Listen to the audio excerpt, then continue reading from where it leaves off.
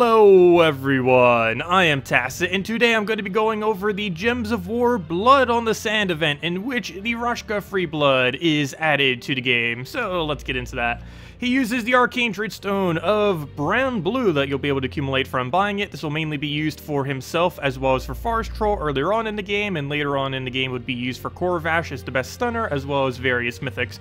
As far as the troop itself, it goes on the trend of many of the other pretty recent gold boost ratio troops that are just insanely good. It deals damage to an enemy, only does one explosion, but it's boosted per every 5 gold you have. So assuming you have the default amount of gold and you get all the way to 100, you'll end up getting 20 additional explosions for a total of 21 explosions. That is a lot of explosions for only 11 mana cost. It's basically a 11 mana cost Gorgulfa, essentially. Of course, he won't have that initially, but if you use something like a Greed, you essentially have him up to that point already. So it's really good explosion alternative if you don't have some of the bigger options out there. It's really low rarity too, only ultra rare, and you can get it for free, or you know, just 800 or 300 glory this week. So very easy to obtain. And on top of all that, he also gains some gold. This will be pretty trivial more often than not, but at least if you didn't have any other gold gainer in your entire team, he can be somewhat self-efficient with the fact that he has 10 gold off his ability, as well as an additional 2 gold every single time he takes an extra turn. Additionally, he also is a okay first slot. He gains Enrage whenever an enemy dies,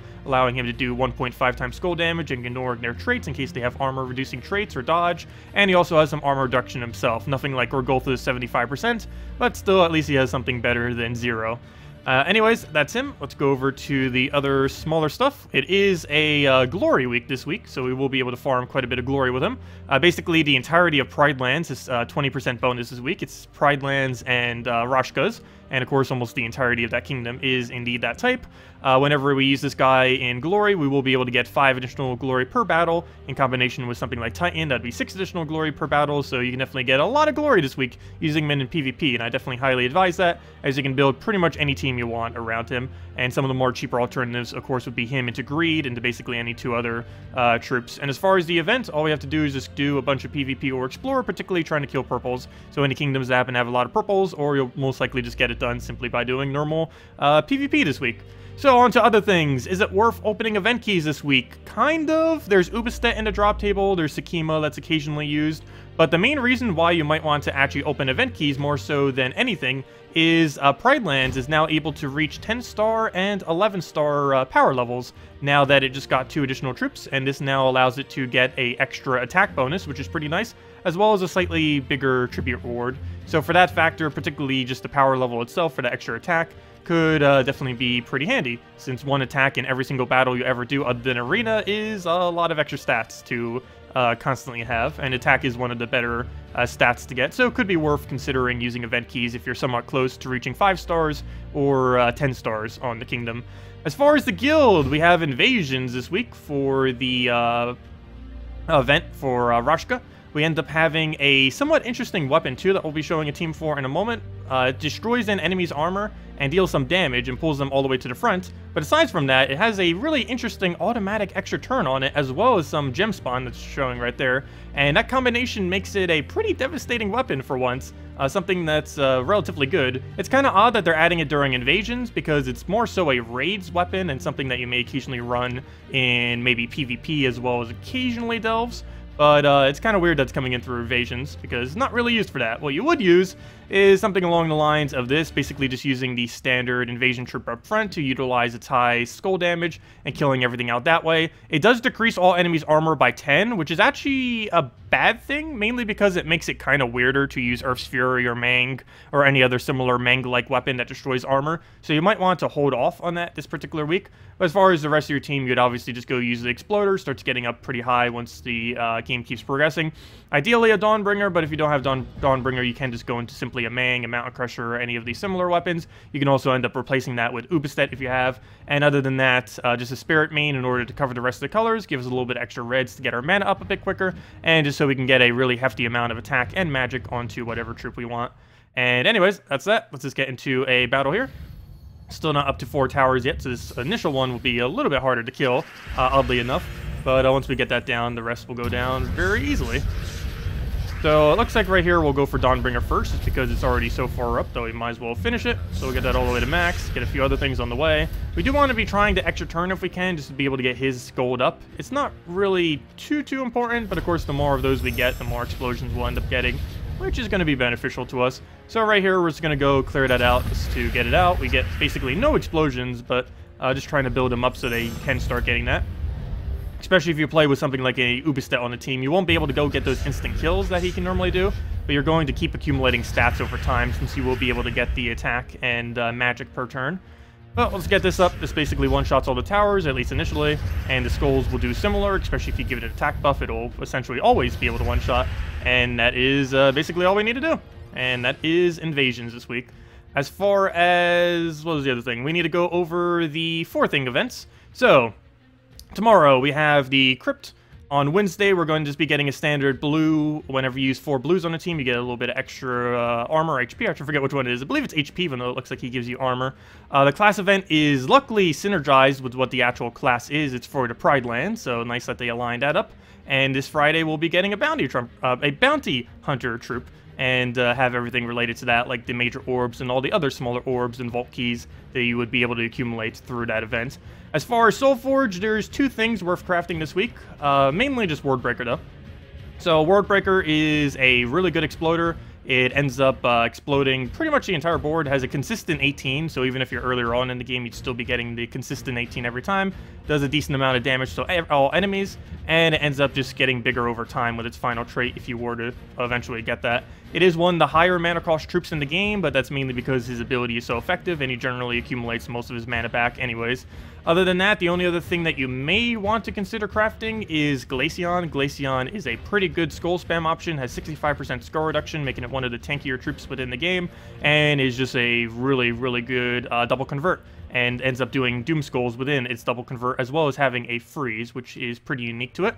Other than that, I believe Saguro, even though he is a useless troop, I believe this is the first time he's been available in the Soulforge, so if you happen to have 0 copies of him and want to get a copy, he is available, though I wouldn't really advise that too much. And other than that, the only other thing that might be considerable is I believe this is also the first time Goblin King has been available since he got buffed. I still wouldn't personally use him. I don't think I've really used him like a single time, maybe like once or twice since his buff to test them, but he does now gain an extra turn on his ability. He's been like that for a few months now, and didn't really make him too much better, but at least made him not useless. His traits are still awful, so that hasn't really helped him much. He's really outclassed by every other goblin, despite the fact that he's legendary, but still, he is, at least he gets to summon goblins, which are all pretty decent, other than him, ironically, but at least he can't summon himself. So, let's go into PvP now. There's 2 main teams I want to go show. One is that one, though I don't want to do it yet. And the other is probably what I'll be using all of this week, and maybe even into the future. Obviously this week because of 5 Glory, but also just because it's really strong. The meta has been shifting to gold. I don't know why the last month, or a few months, particularly last month though, they've been shifting into so many really big gold boost ratio troops, but they have been. And because they have, it has become very, very strong just because of all the really good options that they've been giving us recently. Of course, we're having a little bit of struggle getting our full mana right here, but we'll basically just throw this onto first slot or last slot to bring them more into kill range, and then simply go key them down and throw some road breakers in between just to get the pokes down as we need and to accumulate mana. So right here, we just go for the free key, get our explosion, and just keep repeating this cycle until we essentially just win. I guess we'll kill that out. I believe that'll still be in the kill range of key. And then we just kill him down, and just do whatever other poke we want, and it's simple as that. We get a really high amount of gold for every single one of these battles, and we end up still getting the, basically all the loot we'd ever need. We get the extra glory, we get a trait stone, and just a lot of resources overall in a pretty quick amount of time. Alternatively, obviously, if you don't have Wardbreaker, you would need to use something else. Everything else from this team is pretty easy to get, but Wardbreaker, probably the easiest fix to this if you do not own it, would be an Egg Thief. Egg Thief was available, what, 2 weeks ago, was it? But pretty recently, so you should have that laying around somewhere, so you can simply just use the Egg Thief there, and it will serve a pretty similar purpose to what the Wardbreaker does. You'd probably want to change your banner up slightly. Greed is really easy to get. It's just a rare. You can get it in Gold and Glory keys. You do need him fully traded, but that's relatively cheap because he's only a rare. This is from the event this week. Ideally traded, though not really that required. And Skeleton Key, if you don't already own it, you get it from 250 wins on the Thief Hero class, which is obtained from Zhejian. So pretty easy to obtain, doesn't take too long, can probably get it done in a single day. So anyways, let's go into the rope team. Now this is a weapon that seemed like it would be okay, and I don't know, I feel like I slightly underestimated this thing. This thing is actually amazing. I love this weapon. I don't think I would use it too often, but it's definitely a fun weapon to use, and it's definitely not weak. So we can go just get our convert here, go get basically all the mana we need. And I wish we had its mana up right now so I can kind of show the dynamic that we could use with this. I guess we'll go take this down. I actually don't want... actually, I guess we'll do this. I might overkill him. We might need to do another battle because we just accidentally won. But yeah, I think we accidentally won the battle. Whoops. Well, that's Glaceon being Glaceon. Well, we could do this. So one nice thing about it is it does have that... never mind, we're not going to be able to. We'll just kill and do another battle. Well then, that didn't quite get to show the weapon. But let's try that again. And go a little bit slower this time. But anyways, what's nice about it is it has an automatic extra turn on it. So we don't really need to worry about like the alignment of the board or anything being where it shouldn't be, because we can simply just go and use it at any point. So we'll move this first. I do want to try having alignment for one of these other things. It looks like we're almost going to have the exact same thing, because I almost don't want to create these 3 reds to get in the way because we have a good board, but I will. So basically, we can go get rid of whatever the biggest threat is right now. So I would say right now that's probably Skyla. So we'll do that. We'll end up getting the thing moved all the way to the front. And now we can go throw any of our other abilities, which hopefully has alignment. Did I unalign myself? I think I did by doing that. Pretty sure I did, but we'll go through that for now. And yeah, we did. But oh well, we have it back again. We can go move something else that we want to go and kill out, like moving that right up there. And it also puts an entangle, so we don't even need to worry about that. This is automatic extra turn, and it does do it in the correct order too. It moves the troop and then entangles them, so it does it in perfect order, the way that you would kind of expect weapons to go. So that's pretty nice. And all we really need here is get our mana right back up, and basically just hit him 2 times. That should give us, oh, not enough mana. Hoping that would. So let's hit him with a skull. That thing is insulated, so we don't have to worry about his freeze. We could go do this again, though it's not really needed because we're already in kill range.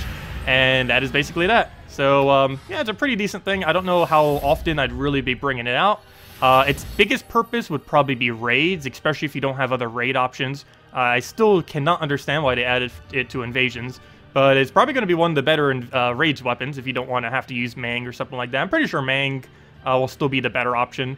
But depending on the coloration that's available in a given week, obviously Mang is brown-red and that weapon is blue-yellow. So depending on coloration of the options you have, it might be a better choice to actually run that in some raid weeks and some delves and some other stuff rather than running a Mang or Mountain Crusher or other traditional options. But anyways, guys, thank you all so much for watching. If you still have any other questions, feel free to leave it in the comment section below, and I will see you all later. Goodbye, everyone!